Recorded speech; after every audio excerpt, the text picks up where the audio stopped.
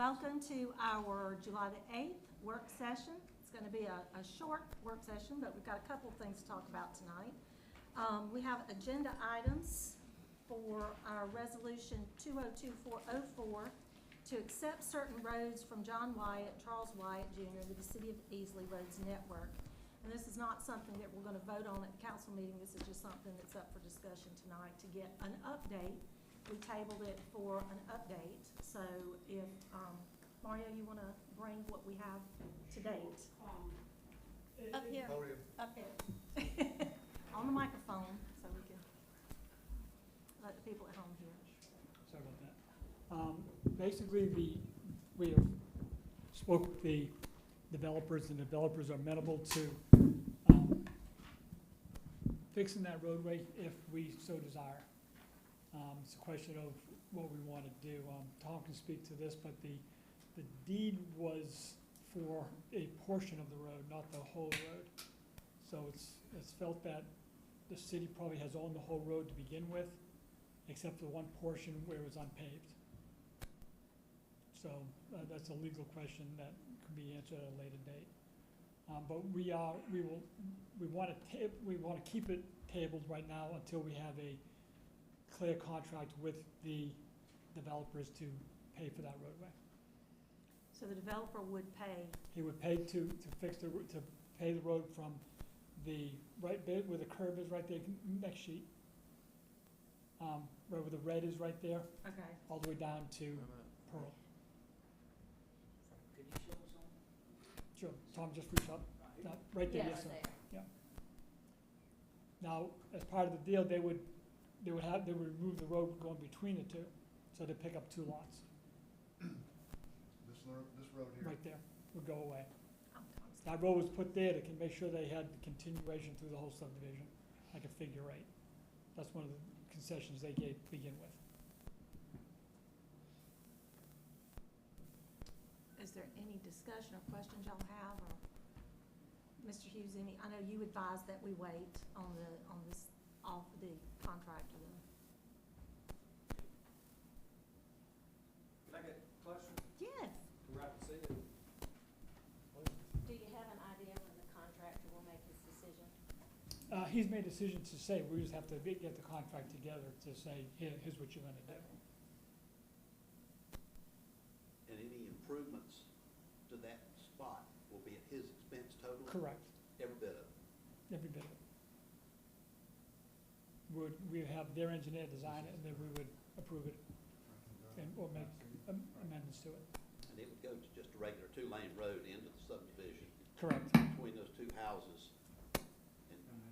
It would go between this house right here Uh-huh. and this house right here.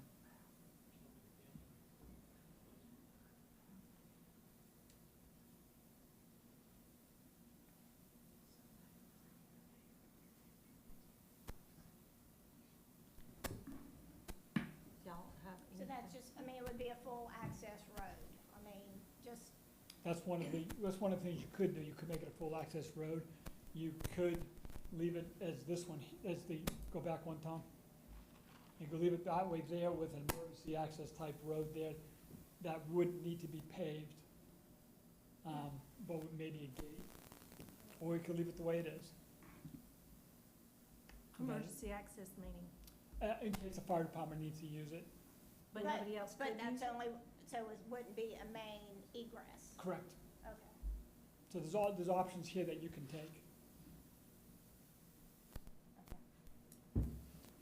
I think the original concern was, and y'all correct me if I'm wrong, that there's 130 homes, okay?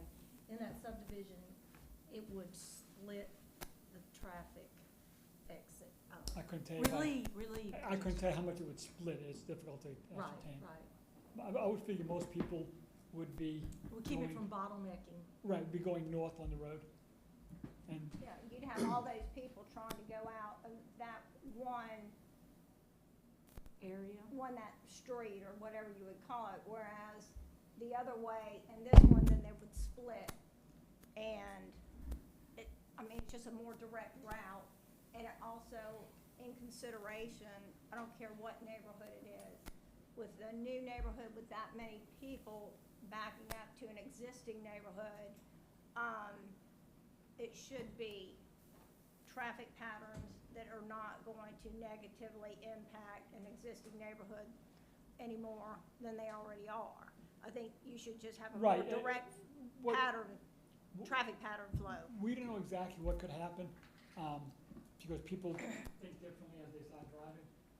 But typically what you'll see is people coming out of this driveway here and then go either, west all the way to Highway 8. Yes. But they also could go like this and back up Daniel or back up Meadow, you don't know, just to avoid the traffic within the subdivision. You know, especially during construction, you may see that. Depends on, it depends on what people want to do. I can't, No, we don't have any, I don't we have have a no crystal ball. control over how people would drive, but it's just a more direct route, to get, depending on where they're going. well, to get to Highway 8, that's more direct. route. That's what I mean. Okay. I don't have any more questions. So the two houses where the cut-throughs at, that will pop. The two houses with the cut-through, that's, That's this one right here. so that's the exchange for fixing this, and and that goes away for the two houses? No. This right here, that road would be fixed. Yes, but you said that this. Yes, that road there, yes, sir, yes, sir. You'd have Yes, two sir. more homes. Is there enough room to drive fire trucks between them Oh, yeah. homes? There is? Oh, yeah. It's a 24-foot wide roadway, Okay. so the roadway still will meet city specs. The new ones will, and then this other one will meet Okay. current city specs. This is Brushy Creek right here, I imagine. I don't think it is. Russian Creek, I believe, is up here. I couldn't tell the name of this one. I can't see it. This one goes down, there's a farmhouse down here, it has a little pond Yeah. on Portfield Road. Is that what? And down further gets back into Russian Creek. Okay. I think, So to convince the developer to pay for this, he's only gonna get two more lots. correct. Those two lots not. Well, gonna cover the you gotta expense. remember now, he's losing, he's not having to spend money on this cut-through. He doesn't So- have to pave the cut through. So that pave right there, take that pavement right there and put it down here. I got you. So you lose a road out of the middle and you get a road at the bottom. Excuse me, yes. Any more? Thank you. This is all preliminary. The We're- design has been approved, the previous one, Tom, go back one. That's been approved. That was previously approved. But we're not Hey, come- voting on anything. It's come to our right, today we're not voting anything until we have a written contract or agreement. And then So that's the original, that was approved. Now, as part of this approval, is that they will fix this road, which is Daniel, then turns into Meadow, and then goes back to Highway 8 also. They'll fix that road as part of the original agreement, to bring it up to today's spec. All right, thank you. Any more questions? Discussion? The next thing on our agenda was Resolution 202405, calling on the state of South Carolina, Pickens County, and Anderson County to review and provide a remedy for the congestion occurring, along the Pelzer Highway corridor from the intersection of US Highway 123 and South Carolina Highway 135 into Anderson County to the intersection of South Carolina Highway 8 and St. Paul Road. And that's something that we'll be voting on as a resolution. Did you guys read it or have any comment? I know most of y'all have gotten it, looked at it. Mario, that was your resolution. Do you have anything you wanted to add? I'm sorry, in the microphone. No. I think it's about time. I've been here since '89, the road was bad in '89, and we never get anything. And sometimes you just gotta shake some trees and take some branches to get something. I think this is one of the ways to do it, just let people know that we're fed up. And what's the plan to get this? So we will get that to, and you can add people to it. I wanna get it to the governor's office, I wanna get it to DOT's office, I wanna get it to Congress, GPAC. GPATs, everyone who can get it to that has something to do with this, just to let them know that we are ready. Okay, sounds good. Anybody have any questions about it? Well, I just want to make a comment. I appreciate the resolution, and it's long overdue. I know that I have been speaking about all these developments, and I think it is a good move to be, well, this is more reactive because it's after the fact. And I think this council is being proactive with the moratorium and getting our, our ordinances that are outdated up to date, and for them to meet the standards for a plan that we'd like to see for the city moving forward. Because you can look on Facebook, any social media outlet, and people are just fed up. And I mean, Brushy Creek, you name it. You know, thank goodness that the intersection at Crestview and Sheffield is being addressed. But, you know, there needs to be a lot of attention in Pickens County and the city of Easley on our roads. And we need to push that with every ounce of our being to get something to happen. Because the citizens of this city deserve that. Great. Thank Thank you, you. thank you. And then, oh, I'm sorry. I just have one question about the resolution. Oh. Or I'll have a hard copy. It appears to read as if this is the city's effort to, what? It's a non-binding resolution. Right, but except for the last provision, and I wanted to be sure council saw this regarding the temporary installation of the temporary right turn lane. Besides, Try to explain that. So the last bit of that one has number 6, which we'd like to do it as soon as possible. We have to understand that this is a lengthy road. It'll take a lot of time to get this done, a lot of time to get the money to get it done. But like I said, we need to start pushing to get the money to get this thing done. One of the things that help alleviate some of this problem right now is the intersection of 135 and, actually it's 135 and 135 is where 8 is where West End School is. If we could get a right-hand turn lane there as quick as we can, that can be incorporated into a future design. But that right there would, I believe it would help open up that intersection. For people taking right-hand turns there, they have to wait sometimes 2 to 3 signals. If we can get the length of the turn lane long enough, they can get through that intersection quicker. just from a budgetary standpoint and also from a timing standpoint, I just wanted to be sure what council understood what they were approving this resolution, that is becoming an obligation of the city to install that turn lane.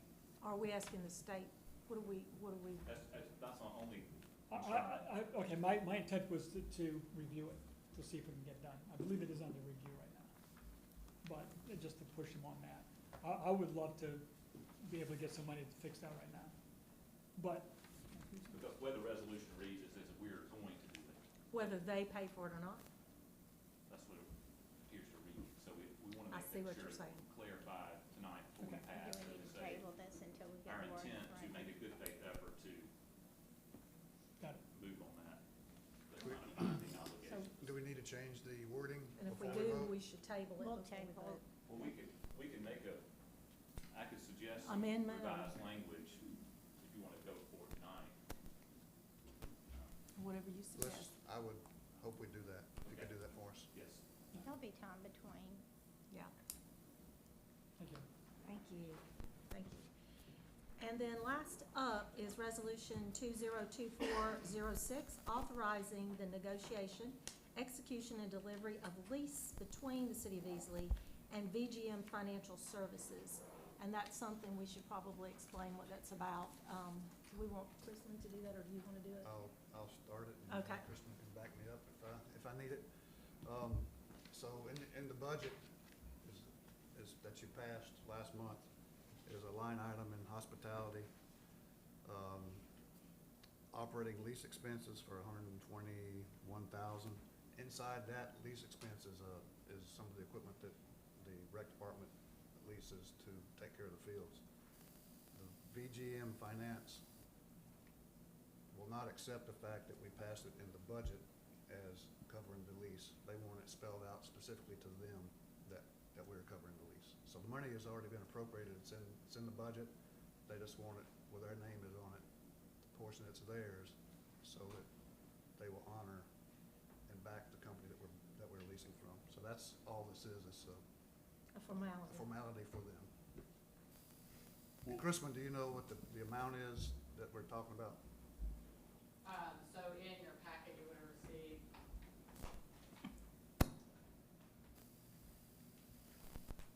So in the packet, you will receive the monthly rental for each one of the equipments. In total, it's about $4.7 that we pay each month on rental. That also comes with equipment repair. So our cost for equipment repair and maintenance has gone down from the usage of the wear and tear on these pieces of apparatus that we use on our fields, on the doodle trail, on our passive recreation areas as well. So you're looking at specifically 4 pieces of equipment that would be releasing. This is not anything new. This is something that we have done. So. Do you have any questions? Yeah, Okay. my apologies. So what would, I mean, there's no total amount in there. Did I just miss it, or? There is a total on one of the pages. You should have got the whole packet. I'm But sorry, it I does- mean within yeah. the lease document. But it does say rent each month, and so if you just times that by 12, so, Okay. Do you know what that comes out to? I don't have that full document.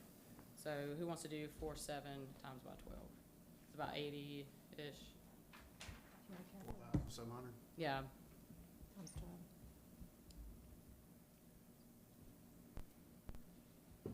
So this is a portion of that. I think you said 140.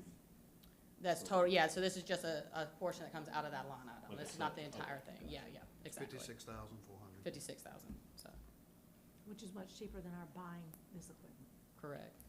And the nice thing is, so at the end of the 4 years, we do have the option to buy out, or we have the option to release, and we get a new piece of apparatus at that point. Whereas we buy out, we take ownership of that current apparatus, and then we have to make, any of the maintenance that goes along with it, we incur that. So we've already contracted with these individuals. Correct, yes, Okay. and we have existing ones right now within our department and with Public Works. So the vote's a formality because the contract is binding. Well, this is a new one, this is Okay. because the other one nutritioned, so this is moving forward. But as you said, it's already in the budget. Yes, ma'am, it Okay. is in the budget. Well, the word negotiation, that has already been negotiated, they just want it in writing? I mean, if you don't approve it, then we just don't get the pieces of equipment. So nothing from their standpoint is binding. Our department did ask for the funds and received the funds. Yeah. So that authorizes your having negotiated with them, is what that's saying. Well, I got the quotes going into the budgeted process. So part of our department's documents included the lease purchasing.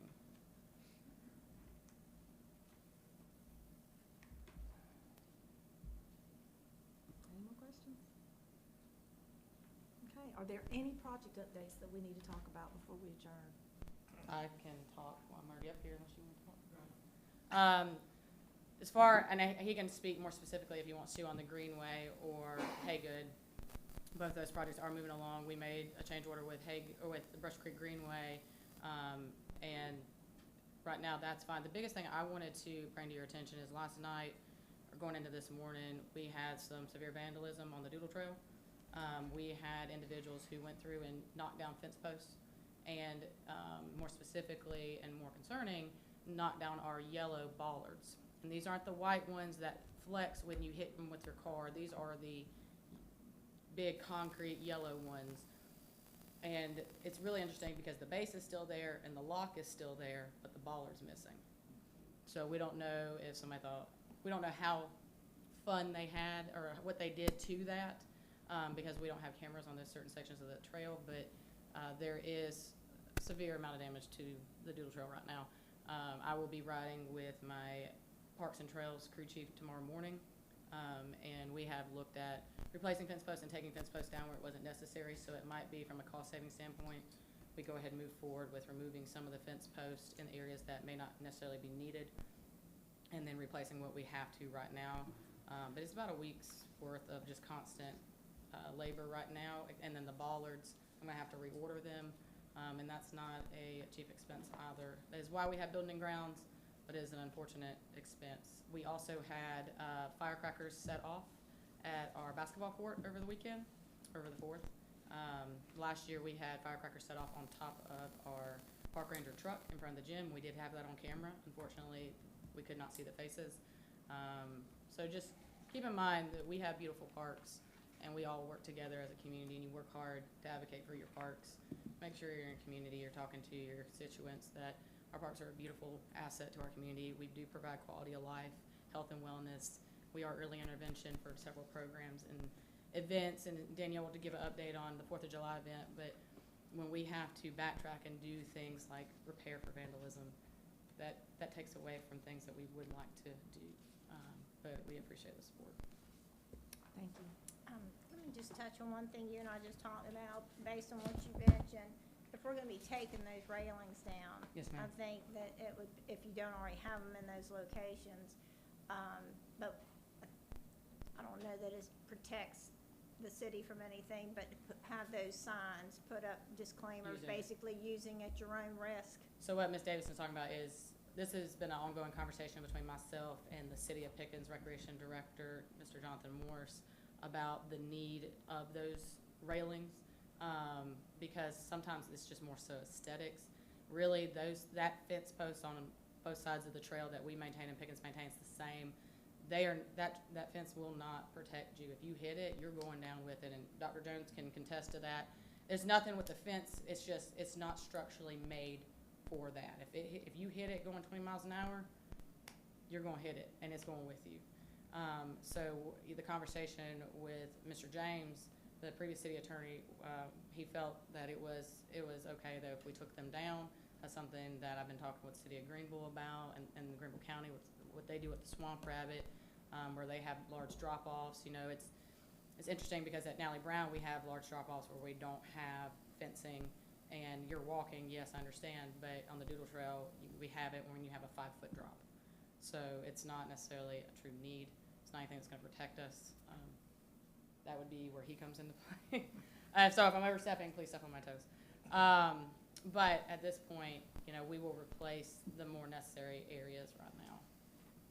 So, Thank you, Chris. yes, and then we have made signs that say bike at your own risk, walk at your own risk. Okay. And those are placed, they will continue to be placed around the Dual Trail. I'm working with Jonathan, and that's part of that ATAX too, is highlighting the intersections, because I know that was a conversation on Facebook about individuals bicycling, not stopping. So we do have the little stop signs. People do like to hit them or take them out or take them as souvenirs. I don't know what to do with them. But we have asked the county to give us funding, because that is a large tourist attraction, for that accommodations tax to fund some of those, the paint in those crosswalks and those larger intersections like on Fleetwood, to repaint that, or like we painted over at Southern Weaving.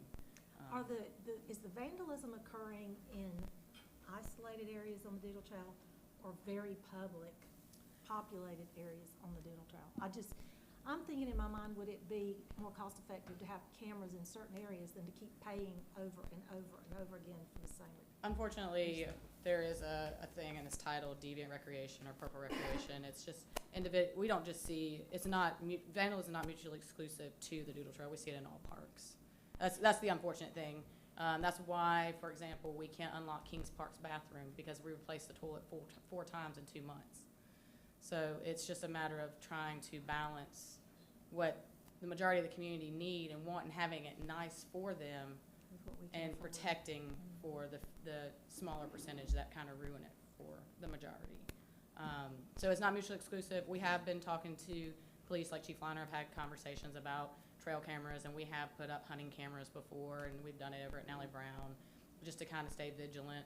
The unfortunate thing is, a lot of times those cameras just don't give us the information that we Well, really if they need. have their face covered, you can't see them. And that's the perfect example. We have very nice cameras at the gym.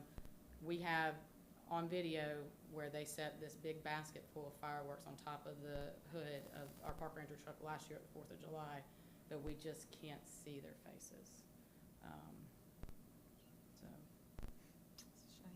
it is a shame, because it ruins it for people that really need those opportunities. Any more updates, any more project updates anybody wants to cover before we adjourn? Not an update, but I request that we invite the consultant who's reviewing our land use laws to come meet with us, maybe as a group. I think And that's it's- part of the plan, We have a meeting on the 18th. July the 18th. Yeah, yeah. We do have a meeting set up for the 18th at 5:30 in the law enforcement center. I'll send you all the 16th. invitation. The 16th. 16th, I'm sorry. And that's who with, which, is the planning That's what department? MRB, MRB? MRB. and the planning commission and the zoning board of appeals, All together, All right. together. It's basically be a workshop type thing where people just providing their input. We do have a steering committee that's been set up also, and they will be there also. Please, go ahead. I do have a question going over, taking a look at the financial reports. Oh. How does it work when there's, so I know our fiscal year just ended, June 30th, right? Like, when a department is over their allotted fund, the budgeted amount, where does that excess come from? Ralph, would you like to come up? Oh, he had his ear cut, we're not to repeat the question. Let me say something before he comes up. I had the same type of question, but I do realize that even though at the very last page, we're like 1.4 million over budget in expenditures. But if you look over onto the general fund 414 administration, there was no money budgeted for the ARPA expenses, but yet we spent $1.8 million. So how is that gonna come out in the audit? So the first question, I believe, was, what if a department goes over on budget? So the resolution gives the city administrator the ability to move money. So he cannot create more budget, but he can move within departments or line items. So overall, if we're in budget, that's all well and good. Right.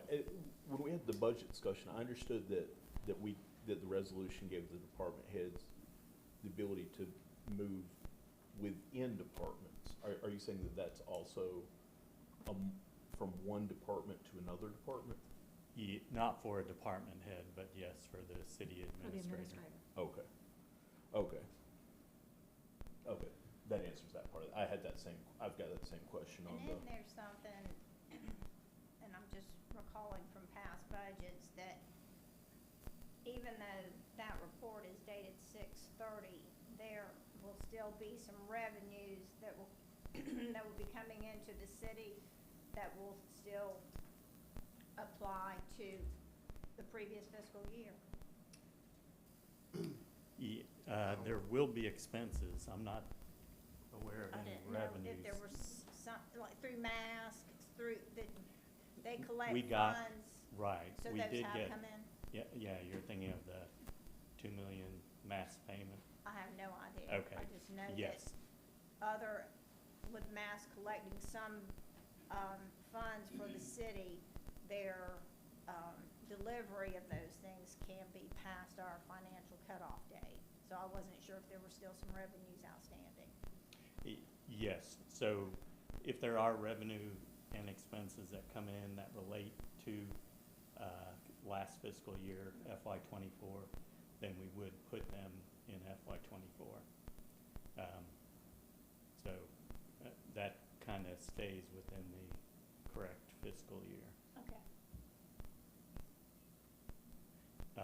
And then, Audit question. yeah, your question was on the ARPA funds? Okay, Without them being budgeted, okay. showing in the budget. I'm not looking at the report right now, is there something that says fund balance?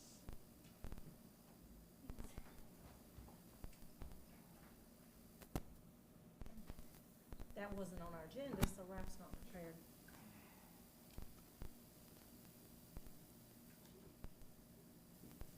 Well, while Ralph's looking, I'd like to ask the attorney a question.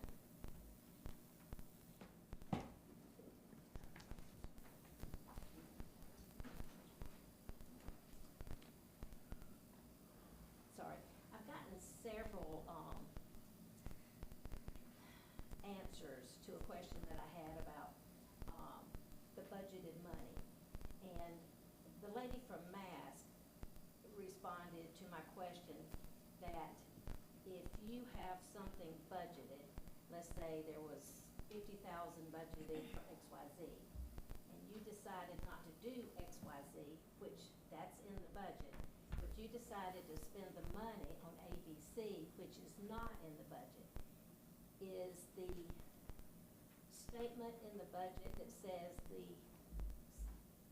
city administrator can move that money over to that other item if it's in another department, or a department head moving within his budget. For an item that's not been budgeted, It was not in the budget to start with. I would probably need to give that question some additional thought. I tell you, my inclination is that you might need a budget amendment. If there's an item not budgeted, then it may require council to go back and look and do a budget amendment, which is, that happens typically near the end of your fiscal year, to correct items that have occurred since you passed your budget. You go back and you adjust accordingly. Okay. All right, thank you. Yep. Ralph, is that something you need to take offline, or did you find what she's asking? I'm gonna have to research the question. We should have budgeted in fund balance, and those expenses would come out of that. Okay. So there, in a case like that, where all the revenue's already been received, we budget what's left in fund balance, and then expenses get paid against fund balance. Is that something that we're gonna need to do an ordinance on or anything before the audit? Again, I can't say Okay. I've memorized all that. I know, for example, in FY '25, we did budget fund balance, so no, we would not have to do Okay. an ordinance in that case. And I'm not sure which is marked up there. Like, what I'm looking at is the Fund 10 General Fund. At least how I'm reading it, it seems to show amended budget revenue $21 million, year-to-date revenue $16 million, leaving a several $million gap unless I'm reading it wrong, which is always possible.